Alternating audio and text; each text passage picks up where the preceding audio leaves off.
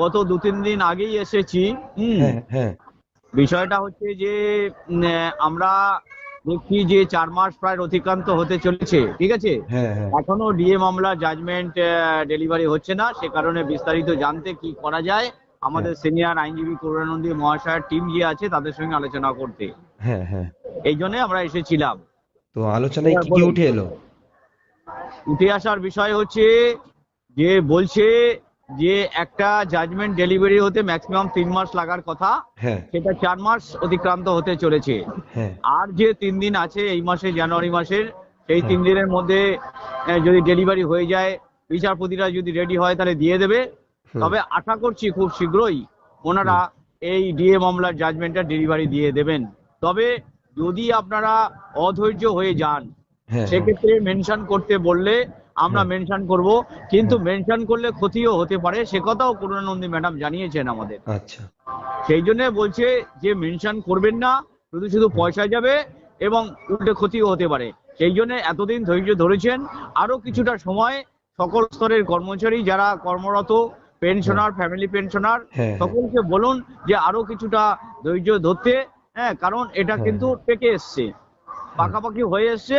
হুম যে কোনো দিন ডেলিভারি হয়ে যাবে, এই কথা হ্যাঁ তিনি জানিয়েছেন। এবং সঙ্গে মেগাং ছিল, হ্যাঁ আমার সঙ্গে আছেন মিস্টার প্রবীর চ্যাটার্জি। হ্যাঁ হ্যাঁ হ্যাঁ, হ্যাঁ যিনি ডিএ মামলার শুরু থেকে আছেন, হ্যাঁ। সবাই ছিলেন। ঠিক ঠিক, আমরা আমরা তদারকি সবাই করার ছিল জন্যই বটে। অ্যাকচুয়ালি এসেছিলাম, হ্যাঁ বুঝলেন। হ্যাঁ। এইটা বার্তা দিতে চাই সকল স্তরের কর্মচারীরা যে আপনারা আরো কিছুটা ধৈর্য ধরুন।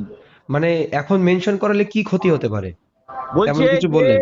বিচারপতি যদি ধরুন অন্য মাইন্ডে নেয়, তাহলে মামলাটা অন্য কোনো বেঞ্চে, প্রধান বিচারপতি বা অন্য কোনো বেঞ্চে সে ঠেলে দিতে পারে।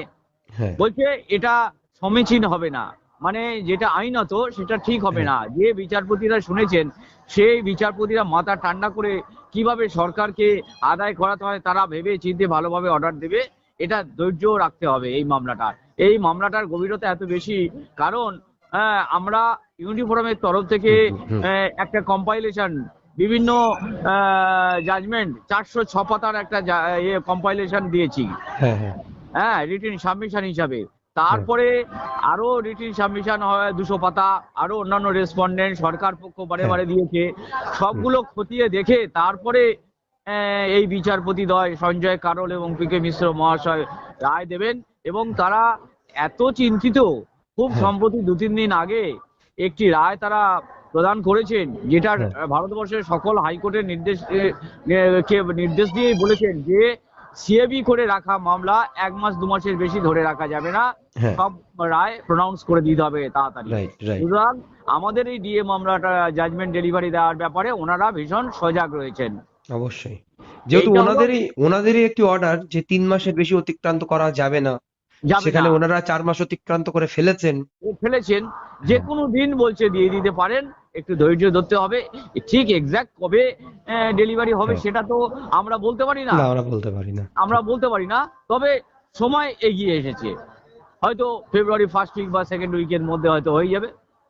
মানে এই দেরি হওয়া মানে কর্মচারীদের পক্ষে কি একটি শুভ বলা হ্যাঁ, যেতে পারে? দেরি হওয়া মানে বাঁধনটা আঁটোসাঁটো করা।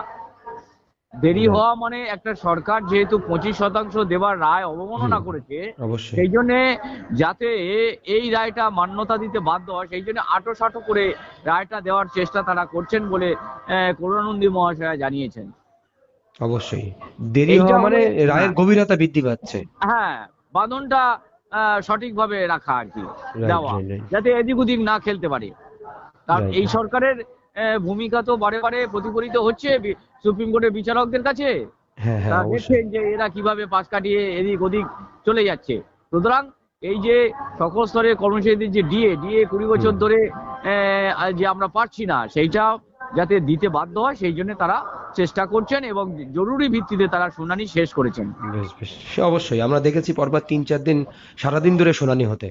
হ্যাঁ হ্যাঁ হ্যাঁ, তারা অনুনয়ের সঙ্গে আমাদের বলছেন যে পশ্চিমবঙ্গ সরকারের অধীনে যে সমস্ত স্তরের কর্মচারীদের বলুন যে একটু ধৈর্য ধরতে, দেরি হলে কি করা যাবে, বিচারপতিরা যদি দেরি করেন আমরা কি করব। কিন্তু এটা মন্দের ভালো যে এই বিচারপতিদ্বয় কিন্তু মামলাটা ফিনিশ করে শুনানিটা শেষ করে দিয়েছেন। Right right. অন্য বিচারপতিরা তো শেষই করতে চাইছিলেন, আরো কতদিন চলতো, কত বছর চলতো, তার কোনো ঠিক ঠিকানা ছিল না। এই বিচারপতি কিন্তু শেষ করে দিয়েছেন। এটাই পজিটিভ দিক। এটাই পজিটিভ দিক বলছেন, বলে ভীষণ পজিটিভ দিক। আমরাও হ্যাপি এই বিচারপতিদ্বয়ের পক্ষে মামলাটা শেষ করে। হ্যাঁ, এবং সবাই দেখেছে যে কিভাবে বিচারপতিদ্বয় এবং সকল পক্ষ তাদের আর্গুমেন্ট কন্ট্রোল করেছে। রাইট।